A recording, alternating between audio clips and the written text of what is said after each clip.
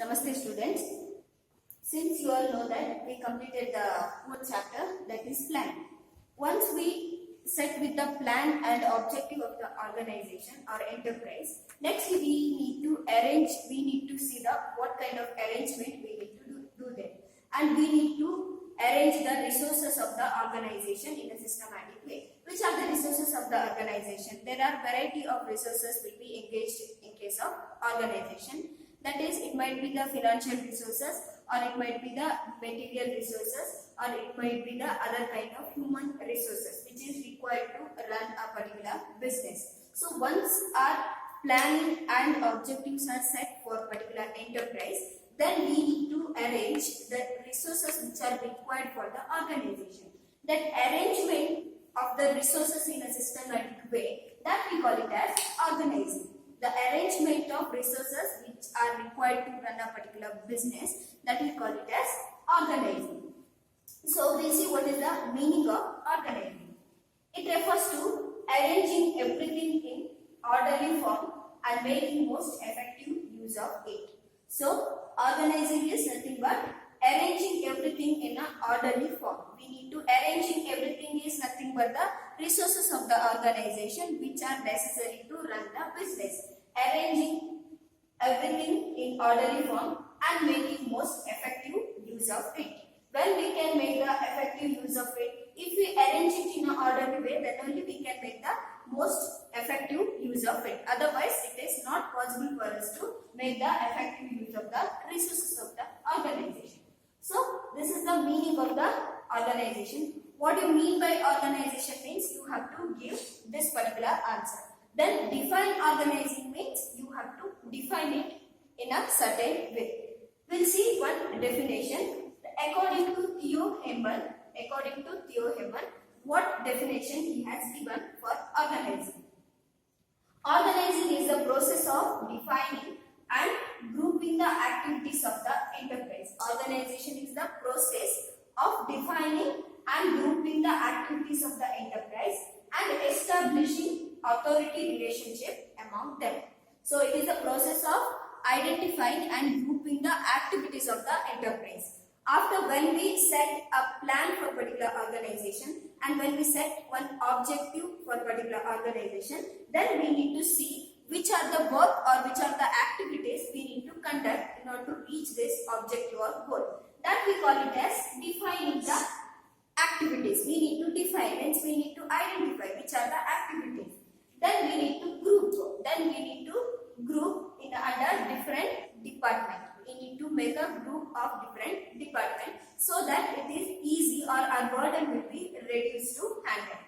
Then of the enterprise and establishing authority relationship. What is authority relationship? Authority relationship is nothing but we need to know from whom I should receive orders and for whom I need to submit my end result and for whom I am accountable. From whom I have to receive who is my boss and I need to understand who is my boss because from whom I need to receive orders and for whom I need to submit my end result.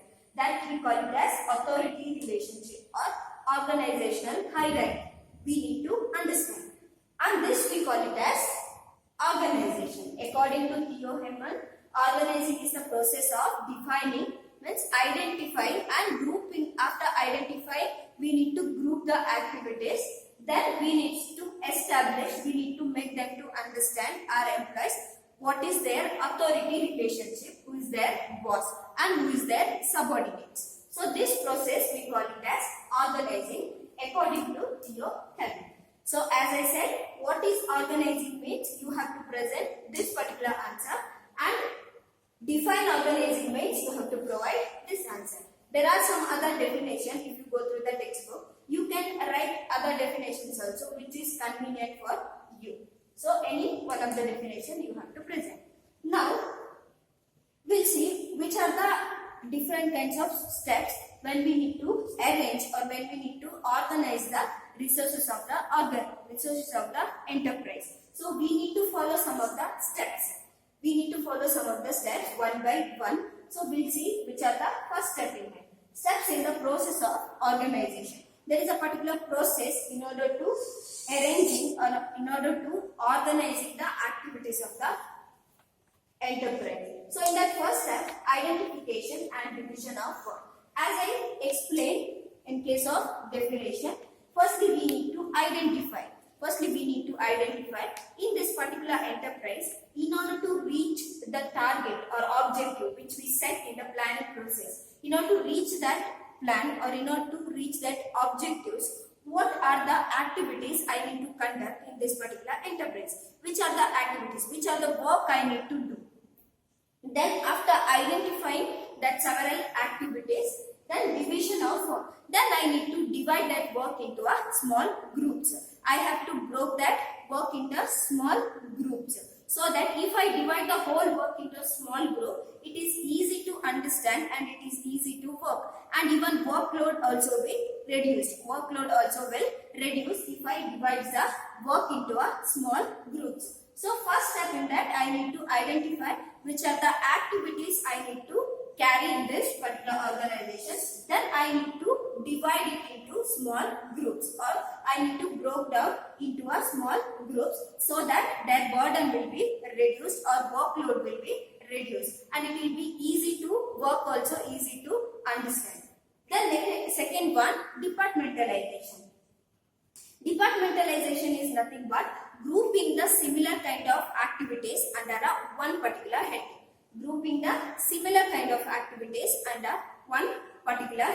For example, if we take, see, there will be mainly some kind of departments in the organization. We can take as production department. For example, production department, then marketing department, then HR department, then purchasing department. So there will be some other department also we can add, finance department, then research and development department. So these are the departments which will be in a particular organization or enterprise. So I have to department or I have to group the similar kind of work in a one head.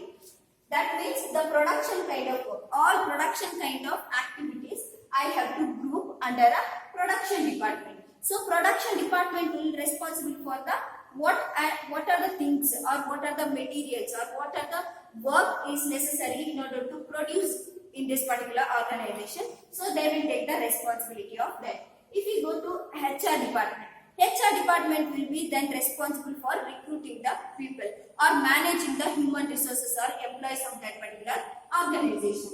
So they will be responsible for human resources of that particular organization or employees of that organization. Then if I take marketing department, they will be responsible for marketing the product which is produced by the production department. They are undertaking the sales activity or marketing activities. What kind of demand is there?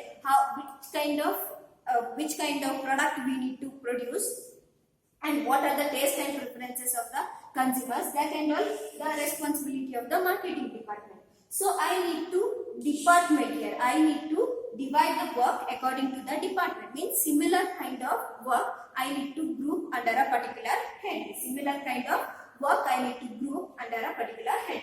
So we get different kinds of department. When we group a similar kind of work under particular head, we get these kinds of departments. That is production department, marketing department, HR department, purchasing department, finance department, research and development department. So when we if we go to departmentalization, we get different department. So then it will be easy to carry the work. Because under production work, this production department will be responsible for the production work. HR department will be responsible for HR or human resources work. So burden will be reduced and work will go smoothly. Then next one, assignment of duties. Now here we identify the work and we divide it. After divided, we group it under a particular head. Now here we need to assign the duties. We have done the departmental or different departments we have divided. Then we need to provide them the duties. How we need to provide the duties? Duties should be provided according to their ability and knowledge. There should be the balance between the nature of work and ability and skill of that particular employees. For example, a person will be a skilled person. In case of technical work, he will be a very skilled person. So we need to assign him as technical kind of work. Another person will be there who will be a good at administrative kind of work or clerical work or office kind of work. So we need to assign him the work of which require the administrative skill or which require the official skill. We need to assign him such kind of work. The person who is efficient with the machineries and equipment, we need to provide him such kind of work. A person who will be skilled in administrative work, we need to provide him administrative work. So based on their skill and knowledge, we need to provide work. If we do not provide work based on their skill and ability, then it will be difficult to handle, because we cannot get that efficiency or specialization from that particular person. If we assign the duties based on their skill and knowledge, then there we can get the efficiency. Their efficiency can be seen and our productivity level also will increase. So it is very important, while assigning duties to them based on their skill or ability, we need to assign the duties. So there should be the balance between the nature of work. If it is a work, the kind of machinery where you need to handle machinery, if it is such work, then if the nature is technical nature, then we need to assign for a person who is skilled with the technical kind of work. So there should be a balance between nature of work and the ability and skill of our employees. After assigning duties, establishing reporting relations. Establishing reporting relationship is nothing but we should make them to understand what is the organizational hierarchy. Who is his boss, from whom he has to receive the orders, and to whom he has to submit his end result. If he is aware of his established reporting relationship, then there will not be any kind of confusion. If there is confusion, means work will not go smoothly. He will not be knowing from whom he has to receive the information and for whom he has to submit. If he gets clarity in a reporting relationship, then work can be run there smoothly and effectively. So these are the 4 steps in the process of organization. So in that first one, identifying and division of work, he should identify which are the different kinds of the work I need to do, and he has to divide it. After dividing, he has to group it in under the similar kind of work. He has to group under a particular head. When we group, then we get different types of departments. That we call it as departmentalization. Grouping the similar kind of work under a one particular head. Then assignment of duties. Duties should be assigned based on the skill and ability of the employees. Then last one, reporting relationship. He should make his employees to understand what is his reporting relationship, who is his boss, from whom he has to receive information and for whom he has to submit. So this is about meaning, definition and the process. Next we'll move on to the importance of organization. We'll see now what are the importance of organizing. If we organize particular enterprise, what kind of benefits we get, and if we do, then we will get to know if we do not organize, what kind of drawbacks may a particular enterprise may face. So first one is that benefits of specialization.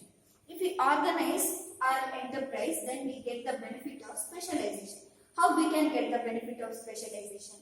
As I said, we identify and we divide the work. Then we will put it under a similar kind of work. We will put it under the different departments. So we get the different kinds of department. For example, if we take production department, then finance department, then marketing department, then HR department. So there are 4 kinds of departments. Now when we divide the group under a particular department, now the people, those who will work under the production department, they will be continuously doing the production kind of activities. The people who are working under production department, they will be continuously doing the similar kind of work, the same kind of activities, that is production activity. On a daily basis, in a routine and in a regular basis, if they do same kind of work, then what happens? They will be specialized in such kind of work. So the people, those who are working under production department, they will be specialized in production kind of work. In the same way, people, those who are working under finance department, they will be specialized in finance kind of work.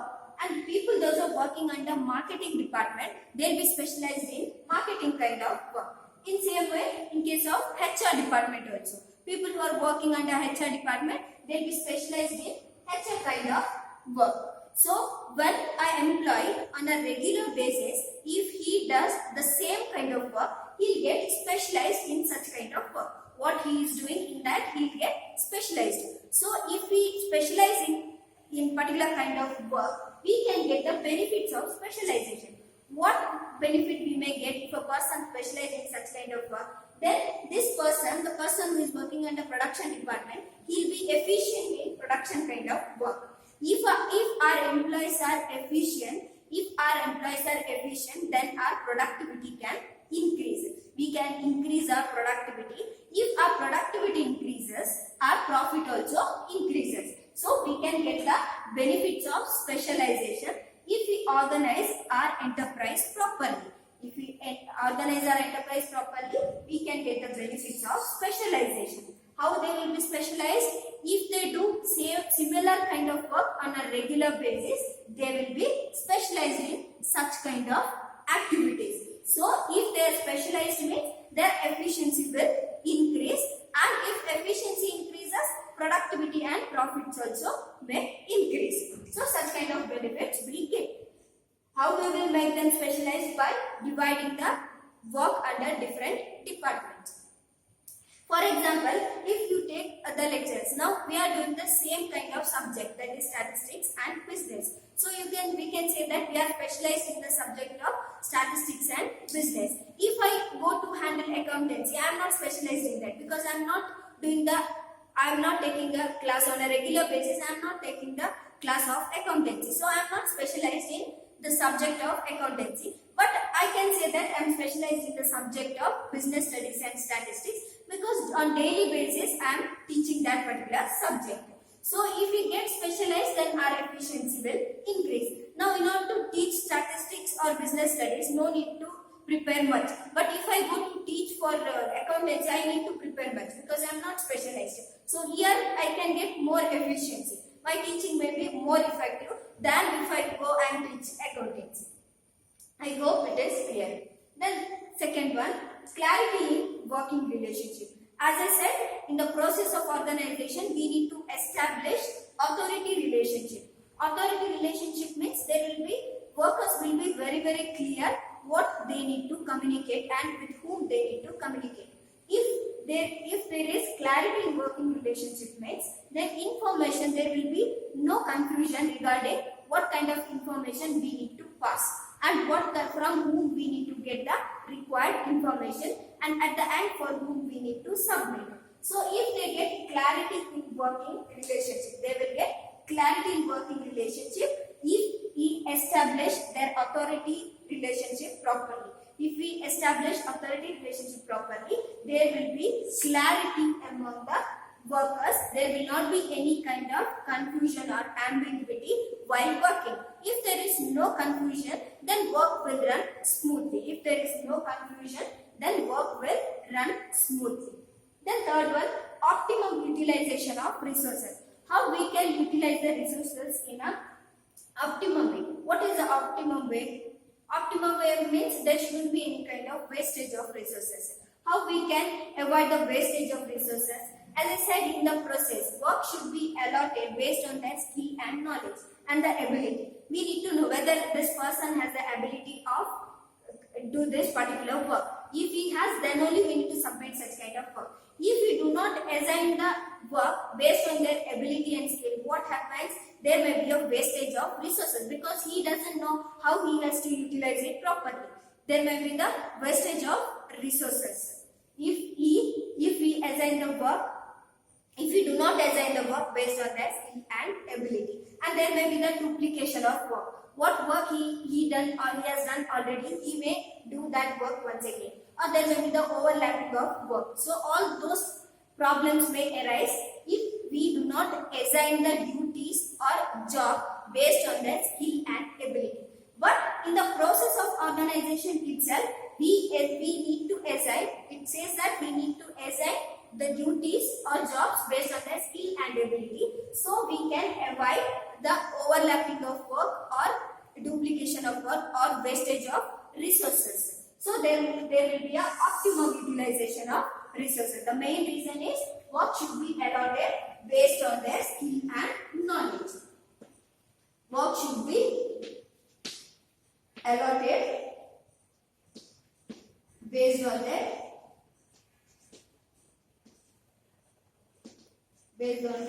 ability. Then we can make the best use of resources. Here what I said, clarity in working relationship. There shouldn't be any kind of confusion.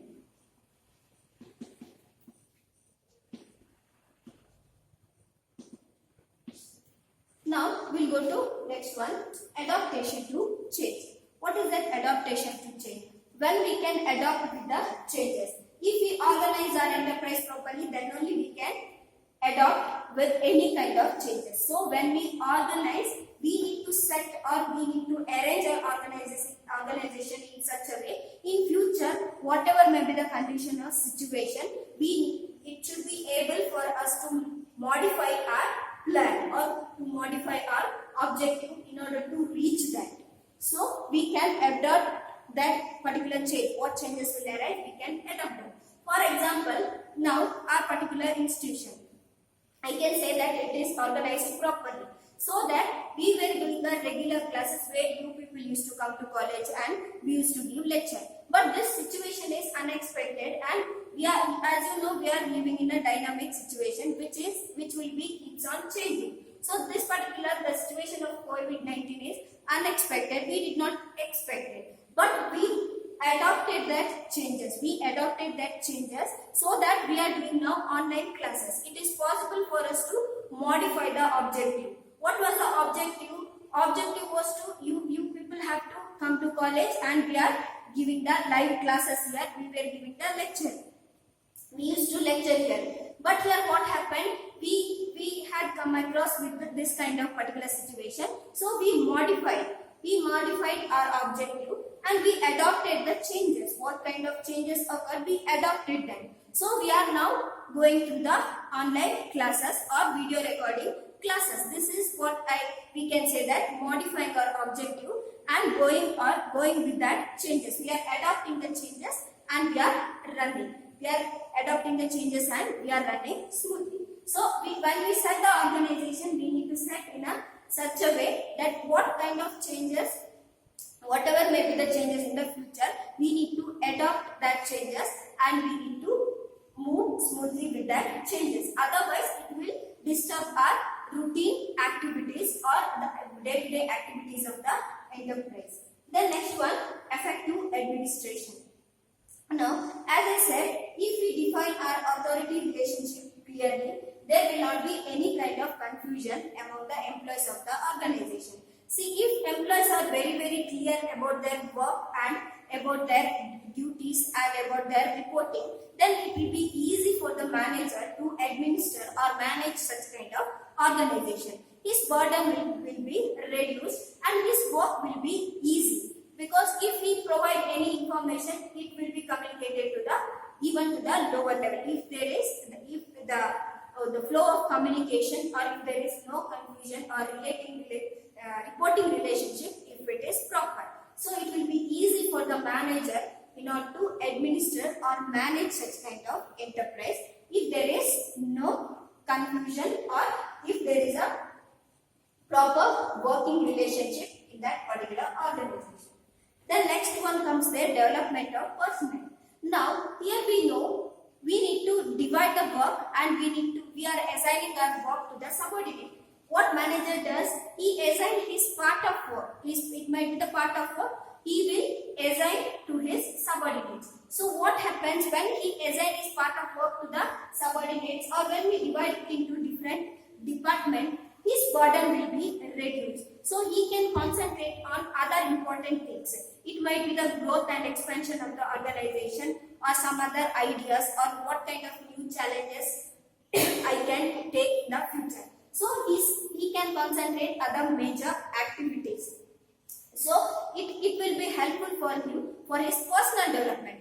At the same time, when he assigns his part of work to his subordinates, their skill and knowledge also will increase. Now they will get to know how I need to carry this particular work which is assigned by my boss. So here development of personnel in case of it is in the case of manager and as well as subordinates. In case of manager, he can concentrate to some other major activity. It might be the expansion and growth of the organization, or entering into any kind of new ventures, and he will get time to think there. He will get time to think. He can think innovatively, and so that there will be the development of manager, and at the same time there will be the development of subordinates, because he assigned his part of work to his subordinates, or he divided it into a group. Even his subordinates, they will get more knowledge how to carry a particular work which is given by their boss. So there will be the chances of development of both on the part of manager and also on the part of subordinates. Then last one, expansion and growth. As I said, when manager, when his work will be reduced, he will think of expansion of growth of particular organization. If we organize our enterprise properly, when we get these kinds of benefits here, obviously that there will be the chances of expanding that particular enterprise, and when they go for expansion, there huge chances of growth of that particular organization. When they get all these benefits, it shows one way for expansion and growth. So these are the benefits of organization. So we will understand here, if we do not organize it properly, what kind of drawbacks we may get. Means we may not get these kind of benefits. If we do not get this kind of benefit, this will become the drawback of that particular organization. So we need to organize our enterprise properly, then we can get the benefit of specialization. Specialization if we get, we can increase the productivity, and if productivity increases, automatically profit also will increase. Now, clarity in working relationship means there will not be any kind of confusions among the workers. There will be clarity, so they can work. There shouldn't be any kind of confusion, so they can work more effectively. Optimum utilization. When we assign the duties based on their ability and skill, there will not be any kind of wastage. There will be optimum utilization of all the kinds of resources. Adaptation to change. If we organize it properly, we can adapt that changes. What changes comes in front of us, we can adapt that, and along with that, we can move. Effective administration. Manager can administer his particular enterprise properly if we organize it properly. If we do not organization, then it will be difficult for you to organize. Then last but one, development of personnel. When he delegate his part of work, there will be a chances of development on the perspective of subordinate and also on the part of manager. He can concentrate on some other kind of important thing. The last one, it is expansion and growth. When we get these kinds of benefits, what we have seen, there will be a huge chance for expansion of that particular enterprise, and there will be a chance for growth of that particular organization. Now we'll move towards the structure of organization.